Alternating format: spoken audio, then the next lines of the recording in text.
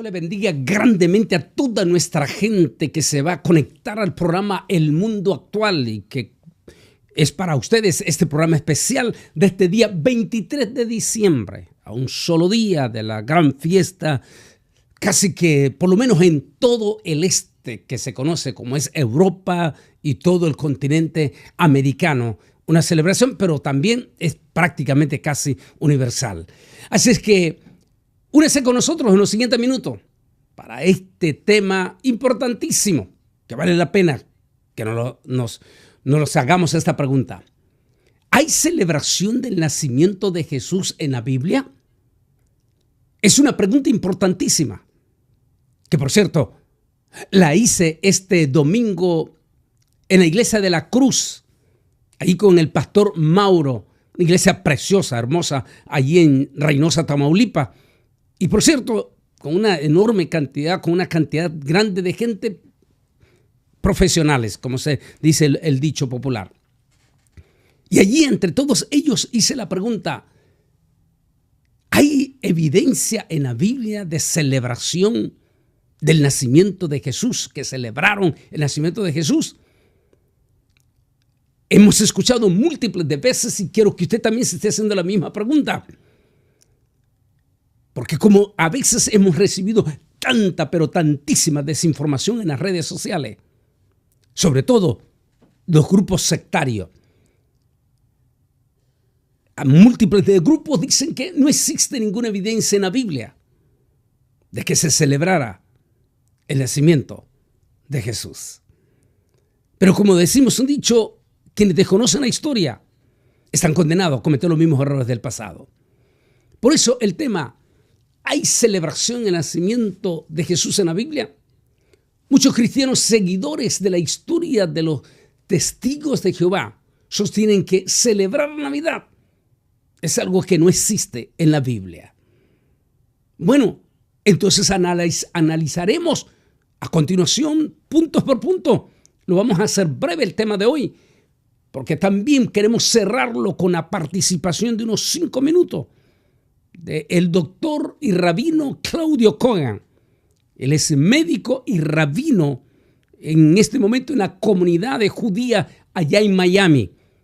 Como todos saben, él fue rabino aquí en la congregación judía de McAllen, Texas. Y es un profesional. No solamente es médico oficialmente para hacer circuncisiones, pero también es específicamente rabino, muy conocido también en Israel. Vamos a continuación a hacer análisis del tema. Interesante con una foto. Qué interesante que esta foto salga en Haifa, por medio de las autoridades municipales de Haifa, en Tel Aviv, Israel. Y eso es lo que sale en la información. Haifa celebra Hanukkah y está lista para la festividad de Navidad.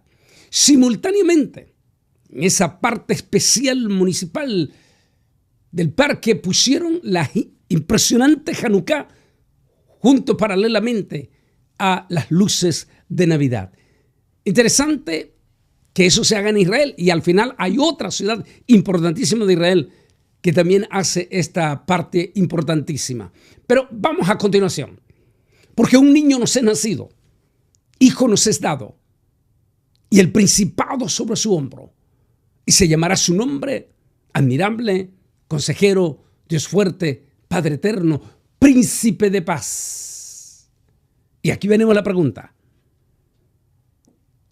¿Quién fue el primer personaje que celebró el nacimiento de Jesús? Se lo estoy dejando en impasse. La respuesta acabamos de leerla. Profeta Isaías capítulo 9 versículo 6 que acabamos de leer. Y es muy interesante que nos hagamos la siguiente pregunta, interrogante acerca de esto. El profeta Isaías lo celebró 700 años antes de nacer. Y le pregunto a todos los, sobre todo el grupo sectario, como testigos de Jehová, les pregunto, ¿llamarían ustedes al profeta Isaías como pagano? porque se atrevió a celebrar el nacimiento de Jesús 750 años atrás, antes de nacer. Porque un niño nos es nacido, hijo nos es dado. ¿Te unirías tú también a otro personaje? Esa es la primera. El primer personaje que celebró el nacimiento de Yeshua Nazareno, óigame, fue Jeremías. Pero ahora vamos con el segundo personaje. Segundo, lleve nota. ¿Te unirías tú también al arcángel Gabriel y todos los ángeles para celebrar el nacimiento de Jesús? ¿O llamarías pagano a estos ángeles, incluyendo al arcángel Gabriel?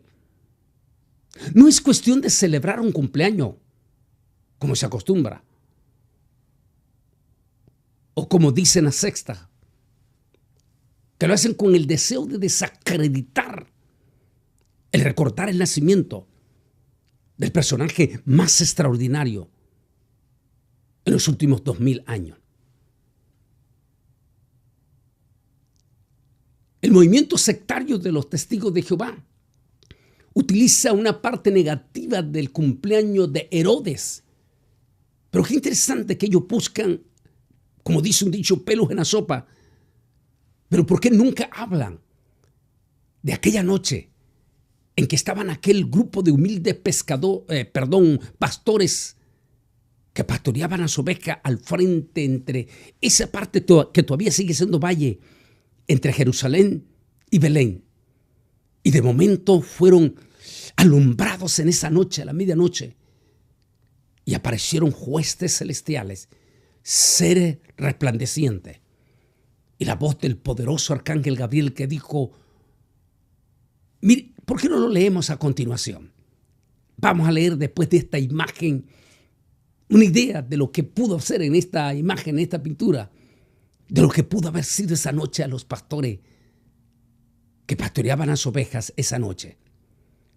Dice así la palabra: y se le presentó un ángel del Señor, y la gloria del Señor los rodeó de resplandor, y tuvieron gran temor. Pero el ángel les dijo: no temáis, porque os doy nuevas de gran gozo, que será para todo el pueblo, que os ha nacido hoy en la ciudad de David un Salvador, que es Cristo el Señor. Esto os servirá de señal: hallaréis al niño envuelto en pañales, acostado en un pesebre. Y repentinamente apareció con el ángel una multitud de huestes celestiales que alababan a Dios y decían: gloria a Dios en las alturas y en la tierra paz y buena voluntad para con los hombres. Lucas 2, 9, 14. Qué interesante. Los segundos que celebraron el nacimiento del personaje más extraordinario de la historia fueron seres angelicales y fueron huestes angelicales, y hablaron de la palabra de gran gozo y alegría, el nacimiento de aquel personaje extraordinario. Lo voy haciendo un poco breve, porque vamos a ser breve. Para ustedes que creen que la acción de los pastores en emprender la caminata para ir a adorar al llamado Jesús, al llamado niño Jesús, que había nacido en Belén, ¿llamarían ustedes a esos pastores ustedes paganos por haber hecho eso? Cuando los ángeles desaparecieron, el grupo de pastores que cuidaban a las ovejas se miraron entre ellos mismos y dijeron: ¿y por qué no nos unimos nosotros? Vayamos pues a Belén para ver ese personaje extraordinario.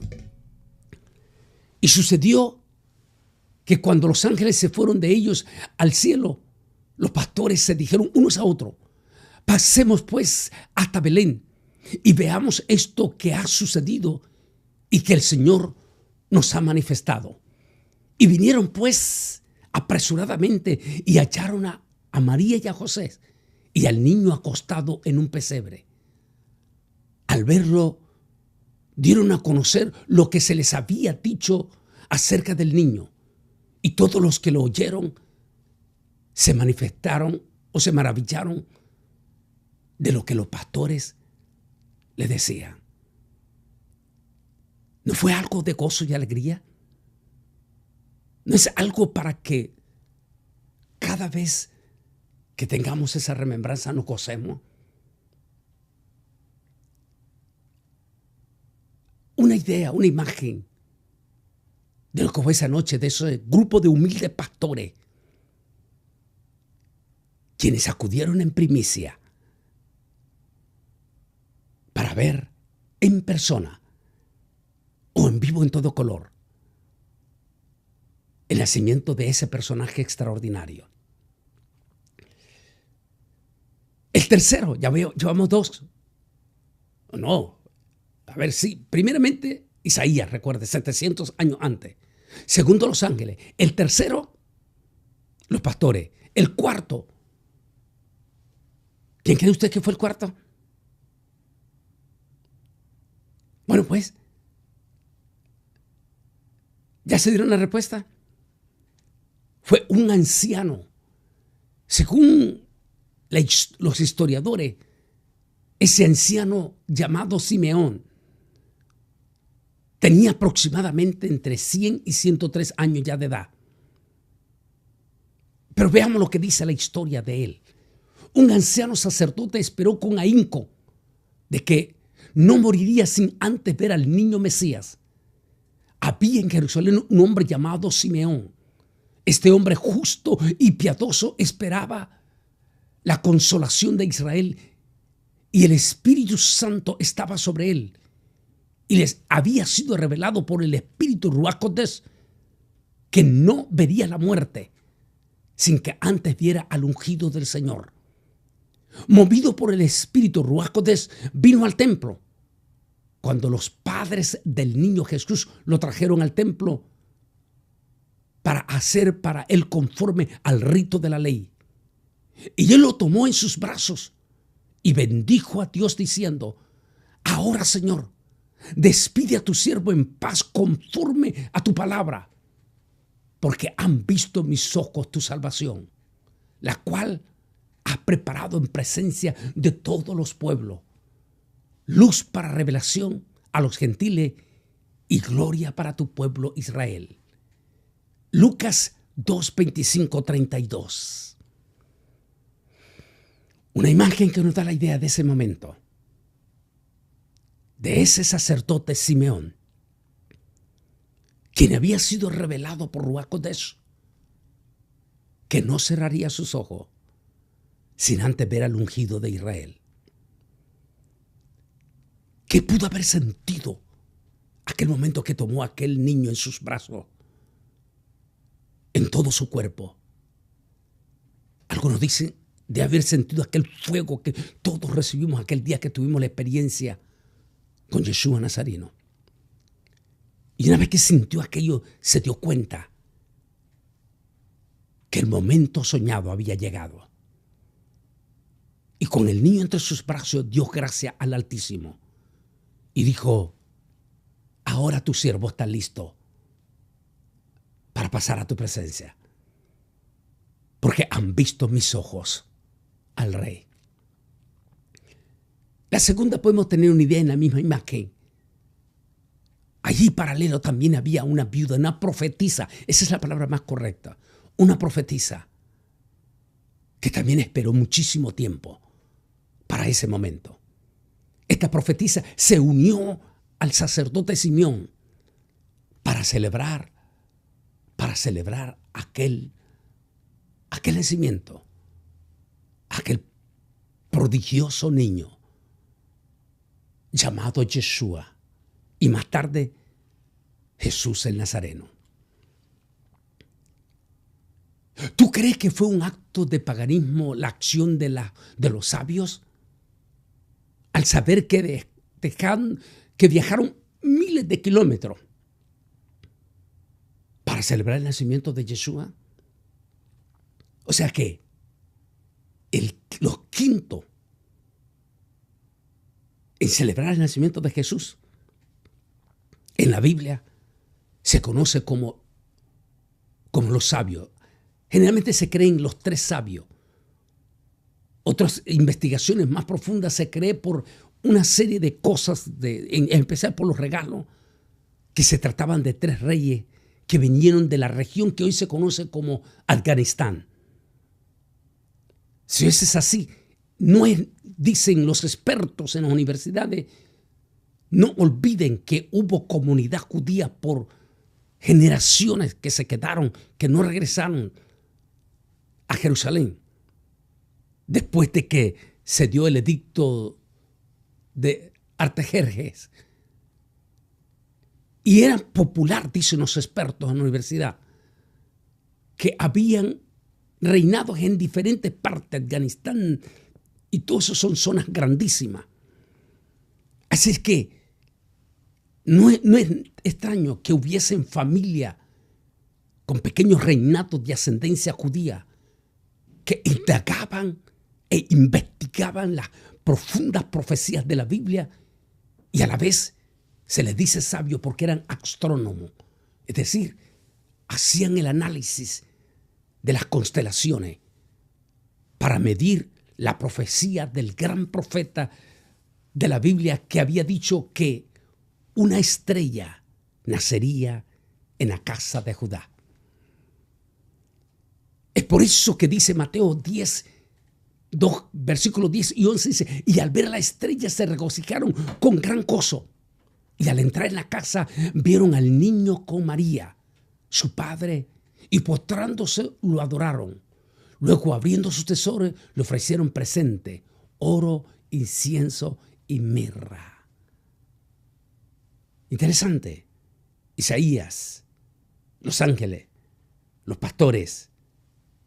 Mire qué interesante. Isaías, los ángeles, los pastores 3, Simeón 4, la viuda 5, y en este momento los sextos que celebraron el nacimiento de Yeshua se conocen como los sabios, o popularmente conocidos como los tres reyes magos. Por cierto, cuando ellos llegaron ya para celebrar el nacimiento de aquel personaje, de acuerdo a los estudios e investigaciones, ya Jesús tenía posiblemente 2 años. Porque no olvide lo que hizo Herodes cuando le dijo: cuando ustedes encuentren al niño, avísenme a mí también para yo también unirme a la celebración. Pero un ángel del Señor le dijo a los tres sabios: no lo hagan, porque Herodes tiene otras intenciones. Ustedes conocen la historia que Herodes, al verse burlado, que no le dieron el informe, ordenó que matasen a todos los niños en Belén hasta la edad de 2 años. Es por eso que piensan que cuando los 13 reyes, popularmente conocidos magos, que no lo eran astrónomos, Yeshua tenía 2 años, el niño. Si es así, ellos fueron los sextos en unirse a la celebración de aquel extraordinario niño. La imagen nos da una idea de esos 3 sabios, digamos los 3 sabios, y que no se descartan que sí eran 3 reyes de ascendencia judía y estudiosos de la astronomía. Algunos dicen son los primeros científicos que se mencionan en la Biblia. Bueno, vamos a la última. Hubo una séptima. Y esta séptima persona que celebró el nacimiento del personaje más extraordinario de la historia fue una gentil, una mujer gentil de grandísima influencia. O en otra palabra, de la clase alta, de la casta. ¿Ya se imaginan ustedes quién fue esa mujer? Bueno, analicemos a continuación. Primeramente, déjeme terminar esta lectura. Y la viuda Jana también se unió a la celebración del nacimiento del glorioso Mesías Jesús. ¿Eso te provocó indignación a ti? Estaba también allí Ana, profetisa, hija de Fenuel, de la tribu de Aser, de edad muy avanzada. Había vivido con su marido 7 años desde su virginidad, 77 años, y era viuda hacía 87 años. Y de día, con ayuno y oraciones, está presentándose en la misma hora, daba gracias a Dios y alababa y hablaba del niño a todos los que esperaban la redención en Jerusalén. Lucas 2, 36, 38. Una mujer de la historia, madre del emperador de Roma, llamada Helena, oiga bien, decidió que el imperio gentil también celebrase el nacimiento del gran Mesías Yeshua. Y después de indagar el edicto de César y ejecutado por el gobernador Cirineo, citado por el médico llamado Lucas, Helena decide dejar una fecha fija en la celebración del nacimiento de Yeshua. Para ella utilizó el 25 del mes Quilev, en el mes romano diciembre. No olvide que en la época de Helena ambos calendarios eran iguales. El calendario de Helena, de Roma, con el calendario actual de Israel, el calendario lunar. Hace que 25 del mes Quilev también era 25 del mes de junio, del mes de diciembre. Que no olvide que en el calendario judío comienza a las 6 de la tarde, pero que hasta en el año 1600 después de Cristo, el famoso Papa Gregorio el Grande, que hizo esas múltiples de aberraciones, decidió cambiar el calendario lunar por el calendario solar y cambió los horarios del día. En lugar de comenzar a las 6 de la tarde, lo hizo a las 12 de la noche. Así es que en la celebración se tuvo que hacer como el 25 del mes que le comienza a las 6 de la tarde, de lo que sería todavía 24 de diciembre. Se quedó fijo, aunque se cambió el calendario gregoriano para no estar haciendo cada año diferentes cambios aquí y allá, se dejó fijo. Pero lo que queremos ver es que originalmente Helena celebró el nacimiento de Yeshua Nazareno en una fiesta no pagana, sino una fiesta judía llamada Hanukkah, que por cierto, públicamente Jesús se identificó con esa fiesta y él dijo: yo soy esa Hanukkah, yo soy esa luz del mundo. Interesantísimo, ¿no es cierto? Y desde el año 325-326, liderado por una mujer gentil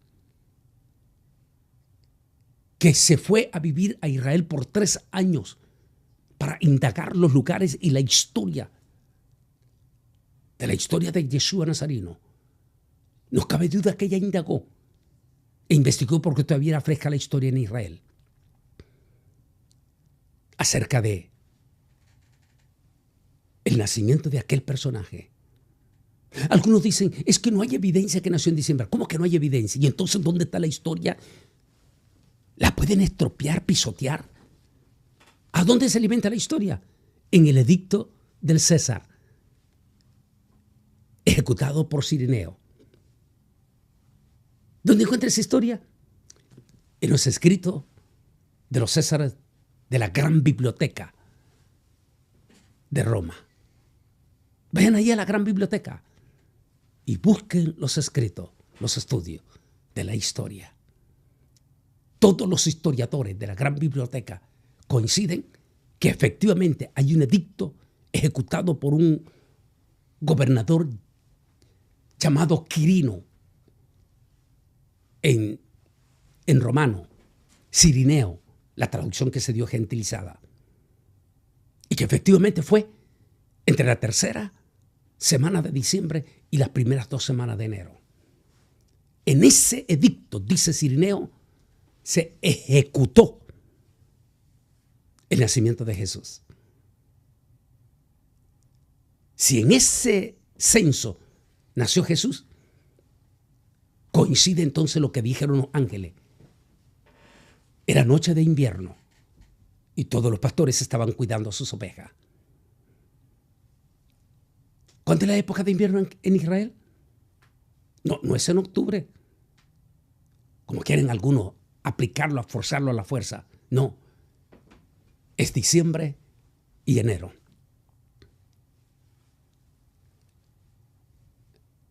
Buscamos entonces, concretamos con la respuesta. Aquí está una imagen de Helena. Esa mujer que mientras los detractores sectarios la desbaratan, los historiadores como History Channel, National Geographic, dicen algo impresionante de esta mujer. Dicen que de la familia de Constantino, incluyendo el propio Constantino, el emperador, la que realmente pudo haber sido realmente cristiana fue Helena. Y que hay evidencia por la investigación profunda y la evidencia que ella dejó hasta hoy en día en la tierra de Israel. Sí, fue Helena, la primer gentil que oficializó celebrar el nacimiento del personaje más grande de la historia. Y hoy en día es impresionante. Impresionante. Como todititas las naciones, incluyendo las naciones musulmanas, celebran con luces, como la fiesta de Hanukkah, el nacimiento de un personaje. Y aconteció en aquellos días que se promulgó un edicto de parte de Augusto César, que todo el mundo fuera empadronado. Este primer censo se hizo siendo Cirineo gobernador de Siria, e iban todos para ser empadronados, cada uno a su ciudad. También José subió de Galilea a la ciudad de Nazaret, de la ciudad de Nazaret a Judea, a la ciudad de David que se llama Belén, por cuanto era de la casa y de la familia de David. Ahí está, esa es la historia. Para ser empadronado con María su mujer, desposada con él, la cual estaba encinta. Y aconteció que, estando ellos allí, se cumplieron los días de su alumbramiento y dio a luz a su hijo primogénito. Primogénito, quiere decir que Jesús no es el único, como quieren decir los católicos.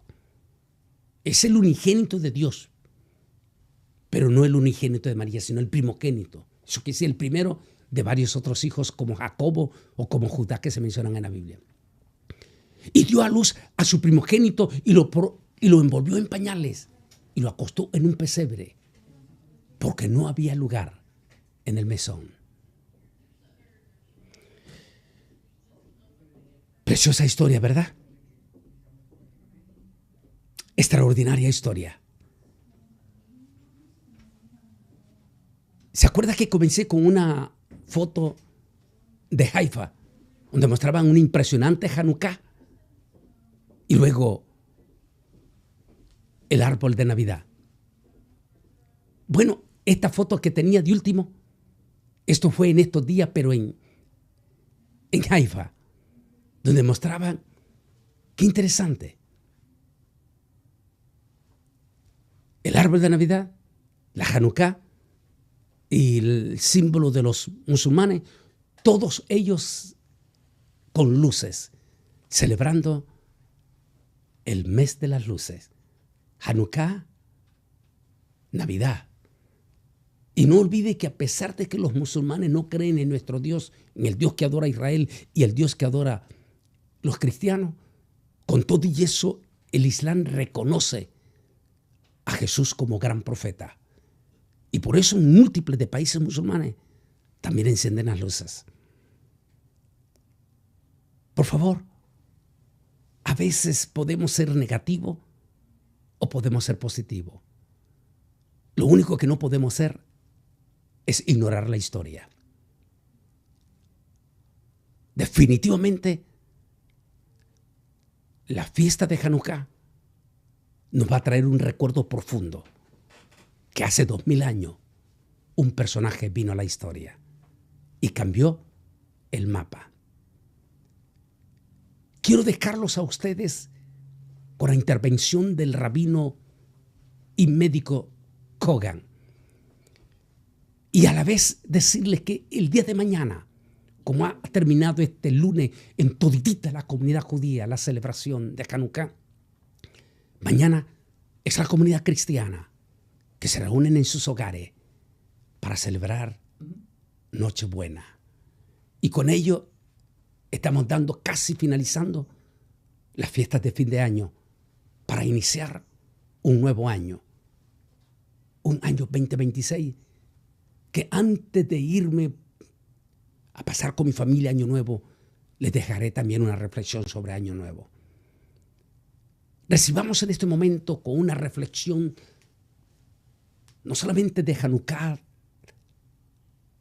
de Navidad, sino de fin de año, una reflexión, unos 5 minutos, al doctor y rabino Claudio Kogan.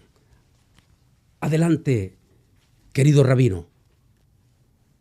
Gracias, doctor Bolaines. Un placer, como siempre, estar con su audiencia, especialmente en este momento en las fiestas, cerrando un ciclo, cerrando un año 2026, 2025 y empezando el 2026, con muchas cosas que han pasado, y quería hacer una reflexión un poquito brevemente sobre Hanukkah y después un poquito compararlo con la fiesta de Navidad.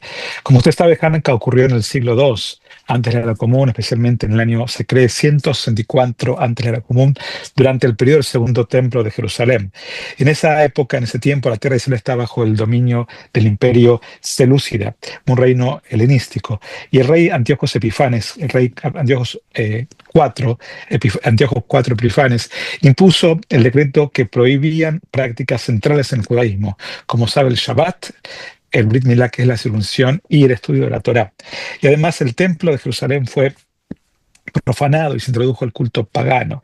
Entonces un pequeño grupo de judíos, liderados por el Judea Macabeo, inició una rebelión conocida como la revuelta de los Macabeos. ¿Sí? Contra todo pronóstico, derrotaron a todo el ejército más poderoso de la época.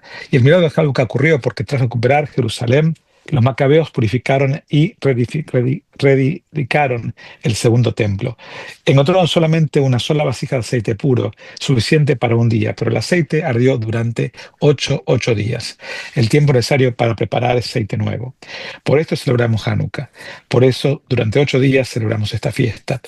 Hanukkah no conmemora solo un milagro sobrenatural, sino también la defensa de identidad del pueblo judío, la libertad religiosa, la resistencia cultural frente a la asimilación forzada. No fue la fuerza del brazo, sino la fidelidad del espíritu el que sostuvo a la luz, es lo que nuestros sabios siempre dicen. Y las fuentes principales de este relato, como saben, se encuentran en los libros de Macabeos 1 y 2, que son textos históricos judíos de este periodo. Y un poco esto me hace reflexionar, porque esta fiesta de Hanukkah siempre y Navidad ocurre en una misma época. Cuando las noches son más largas, fíjese, la oscuridad parece imponerse, y no es casualidad que ambas festividades hablen de la luz, pero cada una de un punto de vista diferente, de un punto de vista su propio espiritual. Hanukkah nos recuerda, como dije antes, una pequeña luz que puede vencer a una gran oscuridad. El milagro no fue solo del aceite, que duró 8 días, sino la valentía de un pueblo que se negó a renunciar a su identidad, a su fe y a su ética. Y en Hanukkah encendemos la Hanukkah, una vela cada noche, enseñándonos que la esperanza no aparece todo de golpe, se construye paso a paso. Como usted explicaba anteriormente, y lo escuché atentamente, Navidad, por su parte, proclama un mensaje de amor, de paz, de renovación, celebrando el nacimiento como símbolo de esperanza para el mundo. La luz navideña apunta a la posibilidad de un nuevo comienzo, a la cercanía entre las personas y a la compasión como camino. Cuando uno habla de las dos, podemos decir que Hanukkah dice: no temas ser una minoría que enciende la luz. Y Navidad dice: deja que el amor nazca y transforme. Y en tiempos de conflicto, cansancio y dolor personales, globales, ambos mensajes se encuentran. ¿Por qué? Porque la luz no elimina la noche, pero la desafía. Y la fe no borra las heridas, pero da fuerzas para sanarlas. Que Hanukkah nos inspire a defender la dignidad, la memoria y la identidad, y que el espíritu de estas fechas nos ayuden a encender luz donde hay oscuridad, con actos de justicia, bondad y esperanza. Como usted dijo bien, cada uno en su tradición, cada uno en su forma, y usted con la audiencia evangélica están cambiando el mundo, están mejorando el mundo, doctor Bolañes. No me canso de decirlo, aprecio sus enseñanzas, aprecio el tiempo y la dedicación y todo su liderazgo hacia el mundo evangélico. Que el mundo evangélico pueda ser inspirado y que usted siempre encienda luces como siempre lo vino haciendo desde el día que lo conocí. Y que prontamente todavía el cuerpo de aquel rehén que todavía está en Gaza pueda volver prontamente a la tierra de Israel para recibir sagrada sepultura. Que este año 2026 traiga luz, que este año 2026 traiga paz, y que este año 2026 traiga enseñanzas que puedan ser distribuidas para que todo el mundo pueda estar mejor.